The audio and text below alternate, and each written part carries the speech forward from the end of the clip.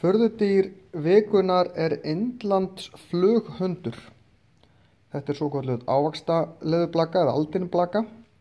Þetta eru leðurblökur sem að lifa mest á aldinum eða ávöxtum. Þær eru til bara mjög víða í heiminum, sérstaklega í hitabeltinu. Þessi lifir í Afríku og getur orðið 40 cm á lengd. Þetta er kallað flughundur vegna þess að hausinn er ekkert ósvipaður haus á litlum hundi.